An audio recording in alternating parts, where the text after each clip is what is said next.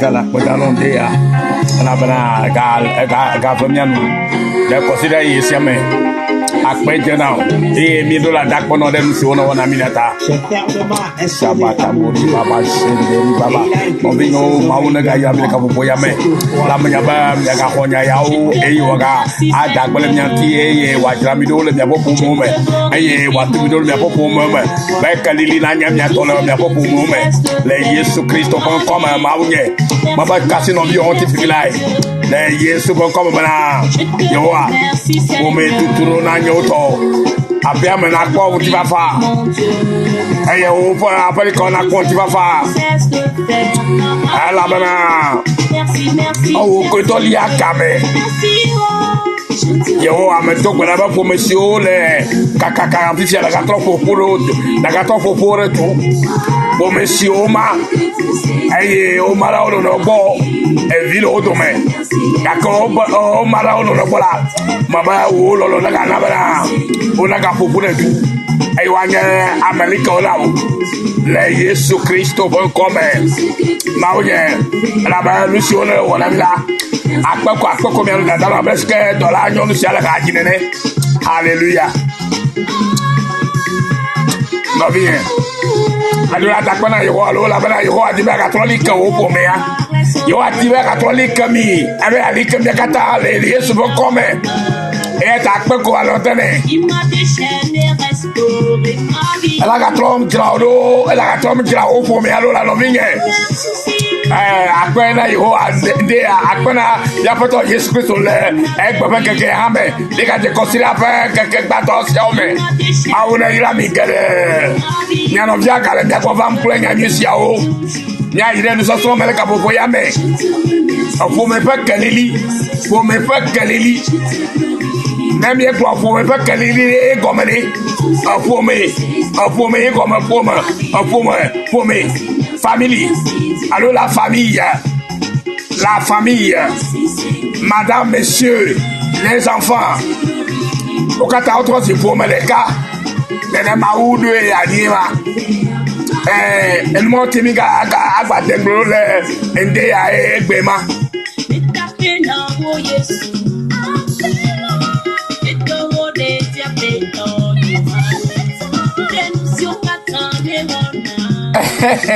Kwa dada via mere ezakona Yesu ba Lucio kata wone la enya Lucio wone ali kebo pomea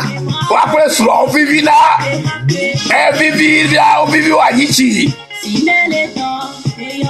eke yodo to ko ba ele to ha yodo ele ke olike o pomea ta ala yodo na bu ko wa ga so na mo popo la lo biye eni o Yesu wona tale ejebe na takpere ne na nyabe yeko ya tolike popo me ya Yesu musala tolipo like popo me ya wa hallelujah eba wonu kaka onela wona yela wona no video cha egbara ko kala mere ogbe ya hallelujah ma onye meta konola akpera Yesu bida akpera Yesu come on yema Daviyo ma ole ira mi se me ko be ma ole ya mi la gbo be amen na gbo be amen be ma ole ko ya la gbagba le ji o me di ba ma ole ali ko ko me ya bo me fa ba kanili na ba ya fa na me am ba gbe me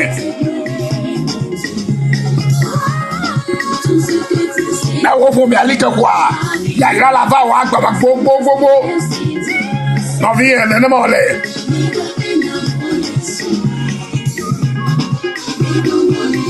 Fome gomele ma di baba le gome fome gomele hallelujah no viye ela ibi izaria chogoro konko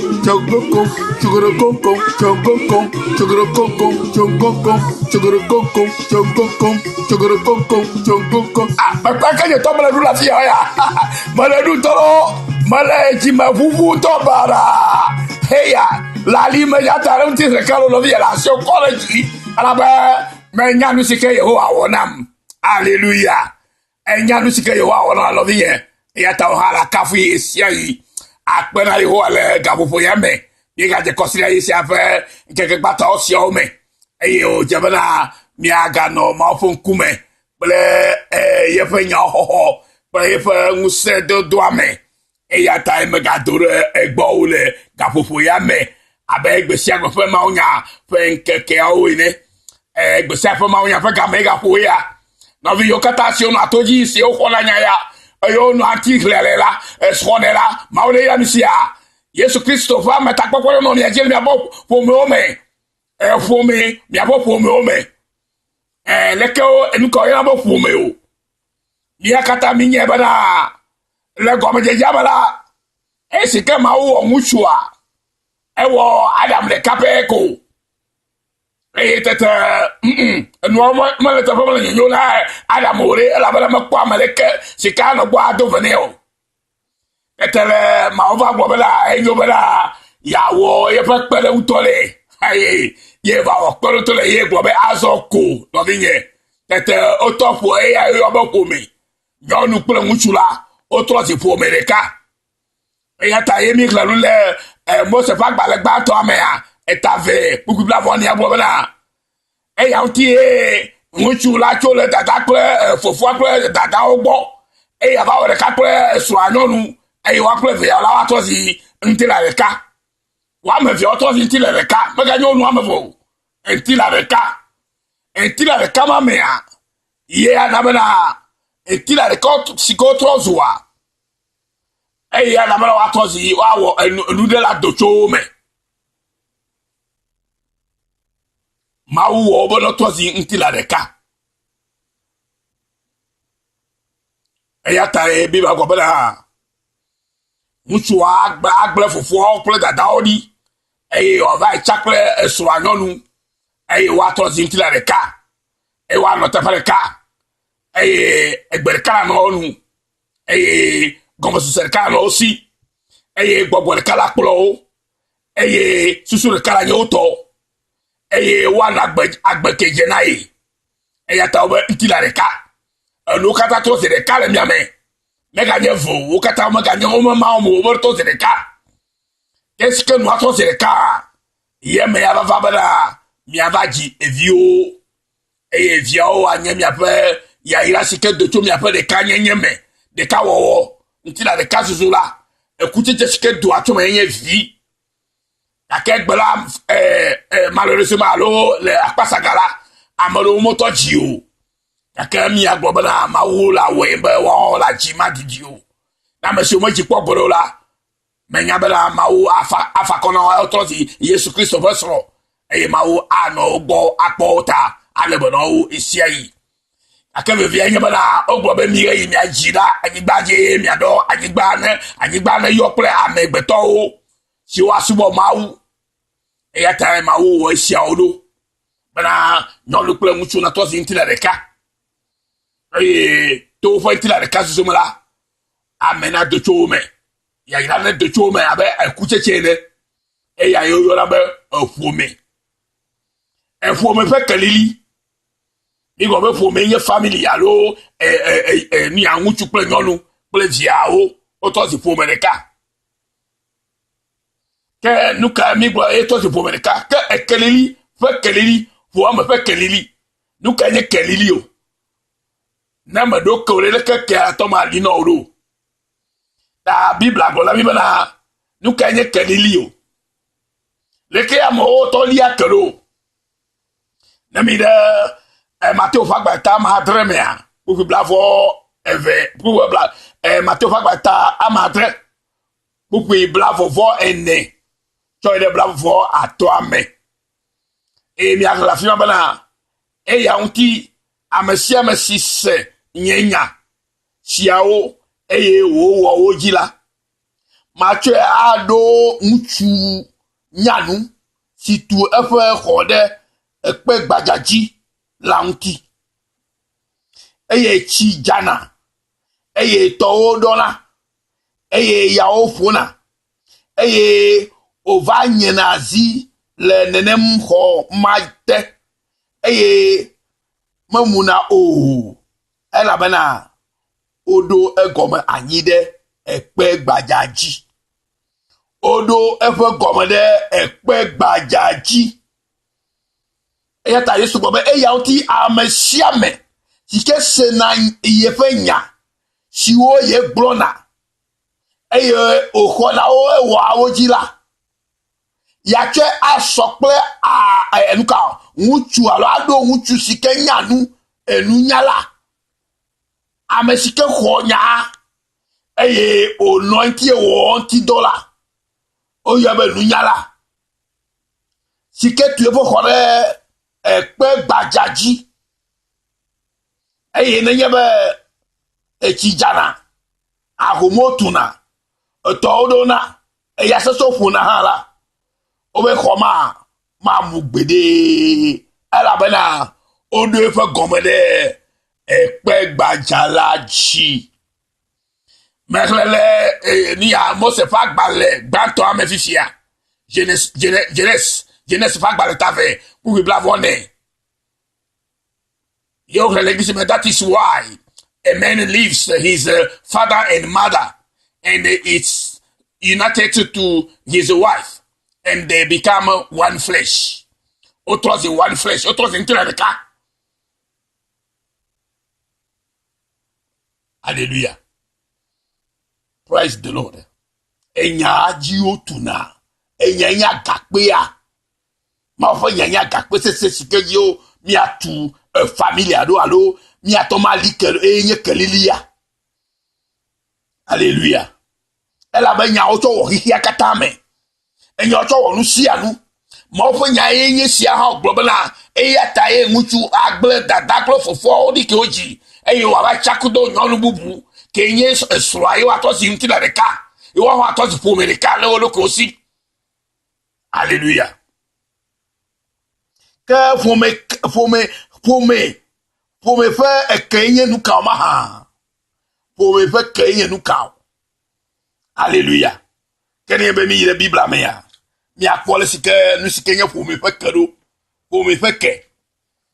Mi a ide kole se to fa gbale me. Eta eto. Pou we yin so ide blave me. Kole se to fe agbale.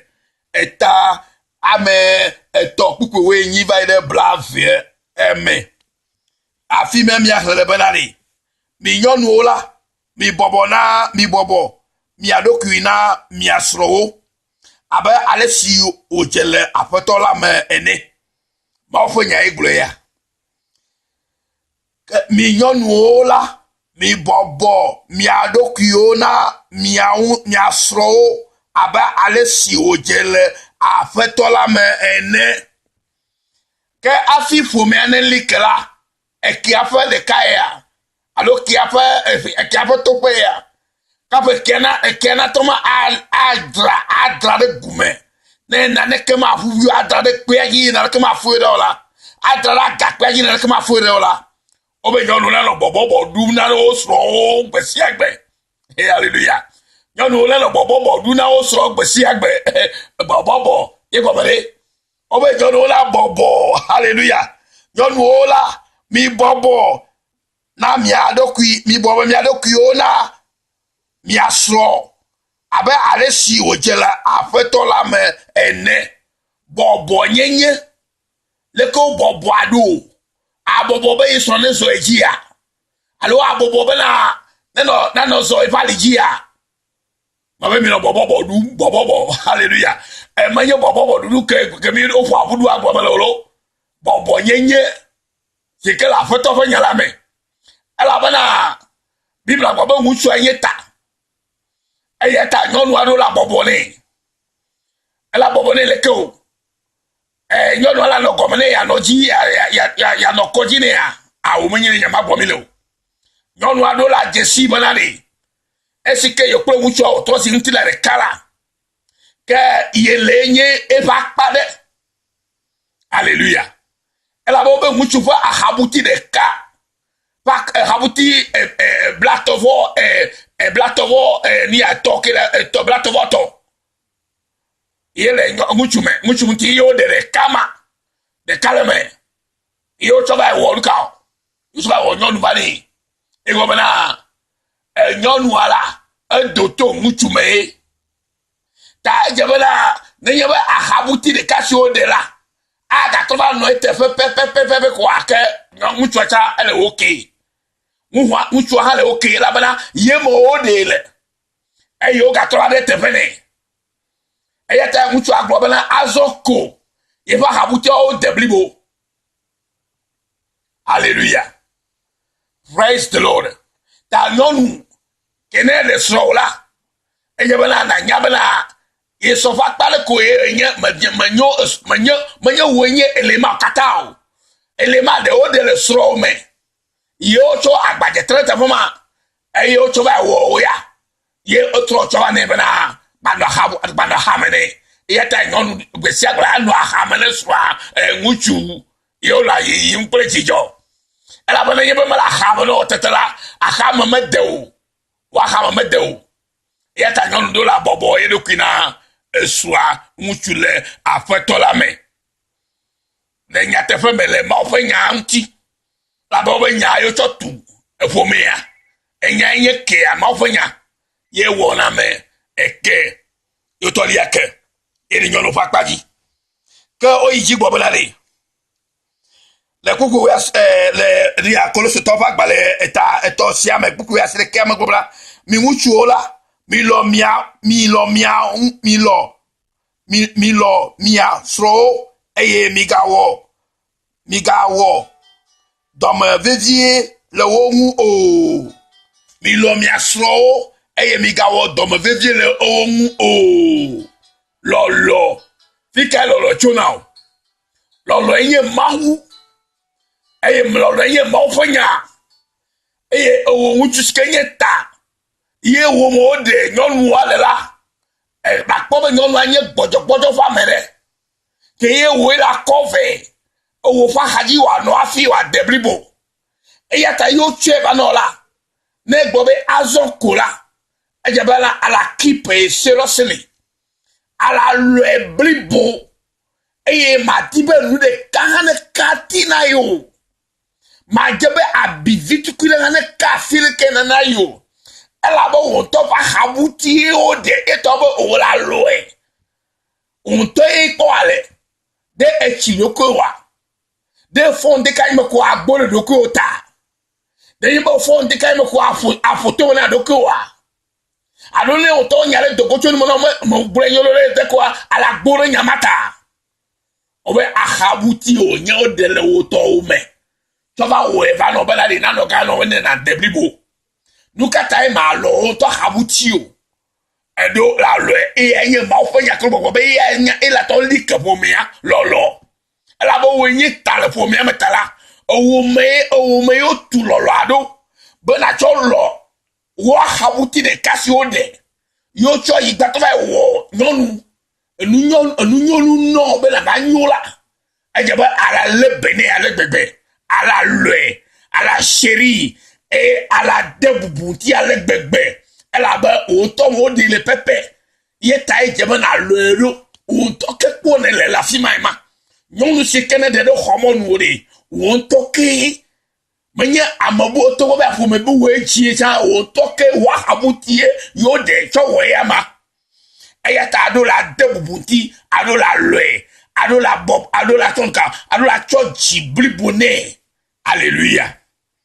Et y'a me ko, y'a mi aton akpo, faut me faire kalilile. Alléluia. Alléluia. Que o yiji bobana, beaucoup bla verme bala, mi de viola, mi do to mi afa jila o. Le lusi anu me, ala bana, e si aje, afa to la un, ye, pour mi akeya. De vieux sur ton ami. Yemi jila obenika one do tomia wazo eyo yibala mi o hamiga doji kuna o ego be mi o mo dogole ta orola do tomia fe gbe orola do to jila o fe gbe o do de tugbe orola do to jila o fe gbe orola do to wa lo no fe gbe eye nuna jeji no ne na pa gbe jila yin gbe aye na bible agrema eyata enyaba iyela ye dogocho ye to pe no me ye to sikenye eta lo sikenye enu amabli boa yo de akpareka lo de ahabuti le katova ewo eno va ne va la hamenela wapo de kawo wo me le lo gasike le to me e yo ho ye to va habuti ya yo kipe seriously yo le takpom le belene lo galame ela ba habutia si o toba da fima la e bobo no fima po e ya tabi la bobo jo no la bobo no ko na o sro no muchu ela bana yo mo de ole muchu am o de ole ta ne bobo le te fima po mega jagrao ela bana o de te fa si o de la o to o te fa si o de so habuti la o tro ya to wo no nu bana toba no te fama ta do la bobo no ko ya to no te fama nous querons me gero non gero mo to bobo rukuta o mo to nya ba habuti ke yo de le muchu amere yo to ba wo ye to ba le te fo motara o di wa jagla wa de muchu afatame a mo nyi ne ma o yi na mu ri ado la bobo de ku la bana apade ko de na muchu a yo to ba wo ye ba le ba no fuma ne na so de kama ne pepe ko cha ne bobe azoko ye ya lo play pe jiblibo e la be to fo nu yo de so wa to ba wo nu va na ma yo ka to da tefe ta o nyonu ha edo bana edo enyo do now le ma fo nya nu bana na bobo na to no fi ma po nyonu sia no sike bobo na no na esura pa ha me po abere sike ma o de le pa ha me ne yo ka to da fi ma ne la nyonu mala eno atufo didire abata fa manye to e yo to ma ko le nu ka ga do ka ba kwala no na ye boy manyo habuti manyo fi ma o de olola ye nde ta ye va jebe ya va bere fuma la ye ko ra tojo kaba ye ko me batu ya ga de komla ala de kojocho ni so de anani ni so de amambubu ya le takra chano yi ala bana me dogo no pia mo bobo e ba habuti ke ya no la bobo le tefe si o de ole ya ga so fuma kwa e bobo la fi mema kwa me ke bo de olola alo la ba yi to yo de ba wo va agalo e ya no fuma ntifa fa na fa me e ye me de ka o ma me ni akivile e mi aviola obo na bumi le to mi afegbe e me na nyulo ha wo mi a o sikiri jelo mi ga do chikuna o hallelujah enu yo le vela me mi anya ya mi apo me na like e kelilisi aye to ma ogbo ya na mi be mi anya ya ya to ma fo nya to like ya po fo mi ale be vinto e ye mi ga jijim hallelujah. Praise the Lord. La ba mi nye bana lolo to alo vito yen eta ye me lolo ale ye bli de bli bo ye me lolo ale nu ko choba o de lenti vito gro de lenti o choba onu manela ado la loe bana yen to ba nu ta mo la loe nu kenye to la de olone hallelujah elle veut venir nami. Praise the Lord. Na yeba mikle enu yawa ne ke o kafu nyondo agwabe evia mutuo chona reirane eswa kafu ne be nyonu zase o gedoli ke oya ofo katata nyonyola alapae eye tugbejejela iyae nyonu si voix Yehowa elle be wa kafu nyon ske voy hoa o jabo akafui e kenye mafanya que la lique nyon wa e ya ta viola kafui be tata mama o mi le kafu mi le yira nula e so la kafui be o sonye ma le yira nu ma le kafu nula ala bana fisio chocho darona mla fi mako boboro ko kwa nu le ta fa ndeke jagrao nekeme jakala no le tafa ko albesi ko lejo yo choba wo va dar tafa la haima kwa la haima boko ye bobo ko e hamalo ben topo nu ye yo le o de va choba wo va la kwa ke o jijo popola afiame e kafu la afiame ase chuchu la afiame e ye viole to no han na makala ba mo fo gbogbo mai likemi de du ale bana mi ato wo no siam de du le ma vovo me no vinyo enya ya ole eveve na mi ala mi nye bana ale veve bana mi nye bana le dikao le enya siko bofi abana le loto va baleta bla to vole keme Chokukui, et bravo Niam et Mesleficia. Bella Ezia, Wuchuo, Chona, Reirane, Wadada, Oyano, Sroa, Kafune, Srodola, Kafu, Bessiag, oh, Madame Balanya, et Yakopole, oh, qualque Gio Galela, qualque nom Galenam là, et la bana ou tofa, à Habutiko de Nukataragnon, les tios. Alors la côte de Tonti Blibo, à nos Kafu Bessiag. Ano jinamlo la bo toke ya le jalo ko toke gbajalo le ma e ya la na be kelila no afiame e o skede mutu ala lo e lo ate be gbe o yisa o so nyenya kokolo e gale beautiful namlo o komo gale molo lo nene ma o ya yima hallelujah la be mi ko be nyojo la pa e duka e be e tubo jejela ha Luka onyo, tubo jejela ayae. Meye tubo jeje ta ode amado. Meye nyonyo ta ode amado. Lo sike owo ame awahabu disko todore. Yo cho wa bubu vanore. Ye bo no fe bo na mano. Ye ta obe mi to sintira reka. Ne le fi ma bobo le fi ma poko a. O hato o itara lo eta. Ke gamamala, maga ye tubo jobe ame anyo. O anyo jo tubo jonto. On top for nous que on devant les matins tout béjé na wa manya popo na wa ka pa amabu to be to béjé jojo wa awo makapo neto anyina hala o to ba kabuti onye ye to wa dare te po ma no po ke la nyono ya o to ba kabuti onye e ta se to to fula ala nya popo no ala nyono ala je tu belon kume makapo tu béjé bubu re kala fi bo ya ga nyono o to ya ma o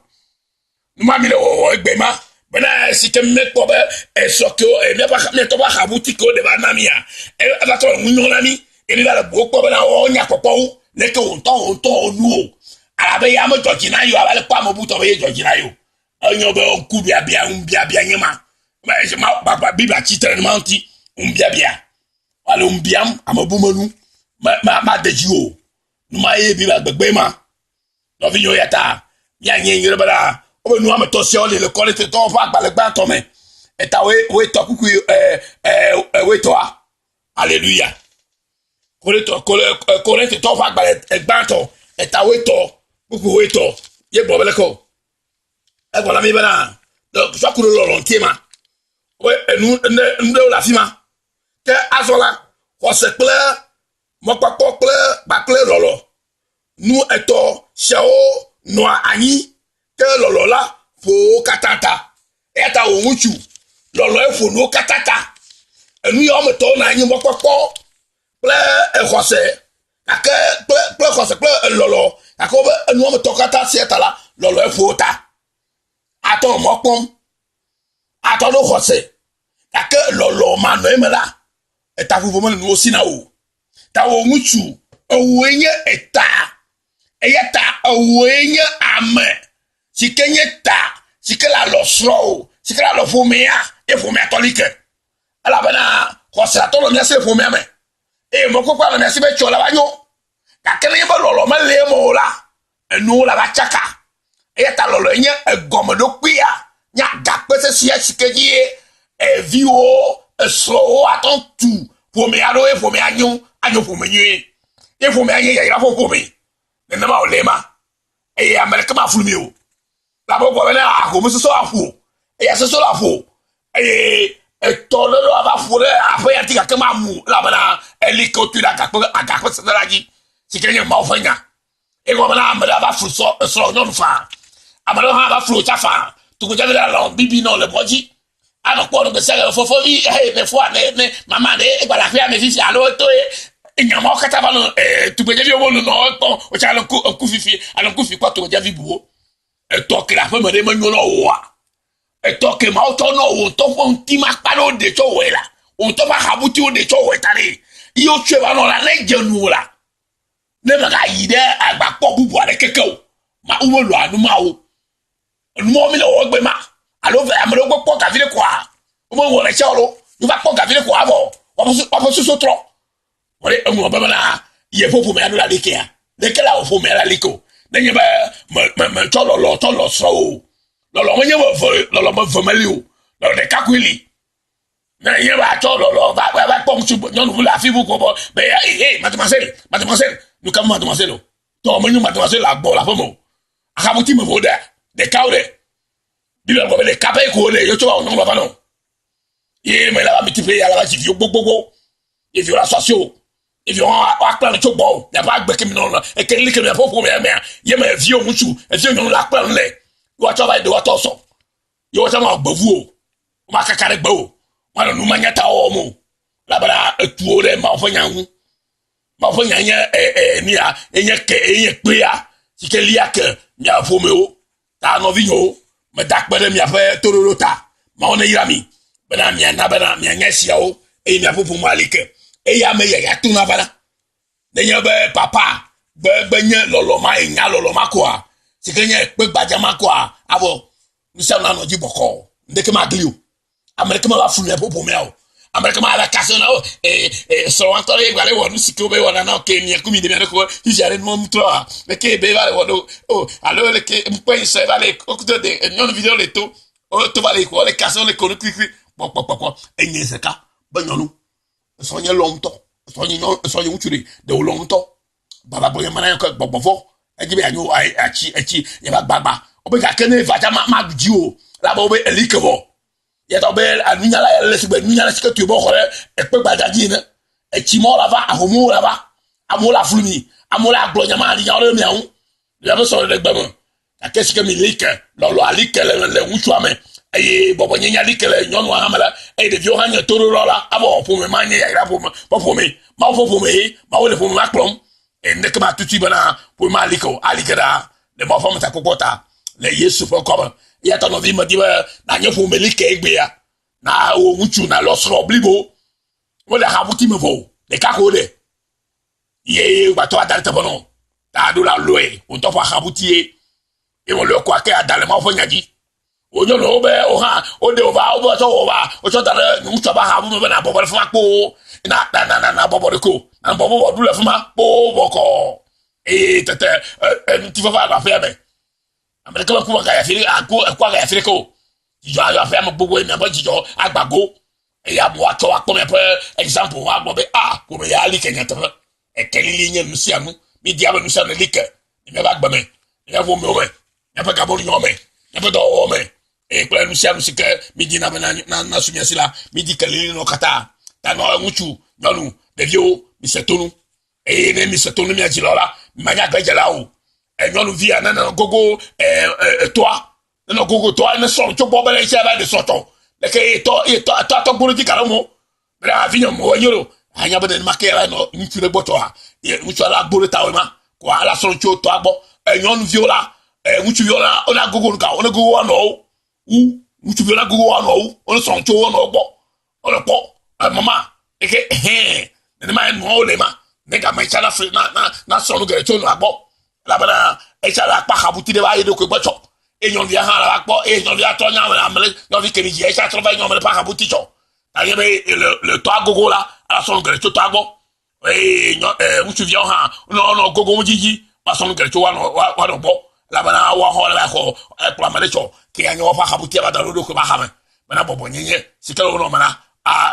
na yenyo no bala na fia obene ma no nema wa nya bene ma no nema ta ma dakpere mi afoto rota ma ore ka no pe mi no vi yesu yuha ye ko echo o san to me ma no pe mi no jim la banke ko le yim no jim e ke ke wa nyu na mi e mi atu me fofu mero le ma fo un seme le ma fo vome on e ya mi gere kama be sare bye bye.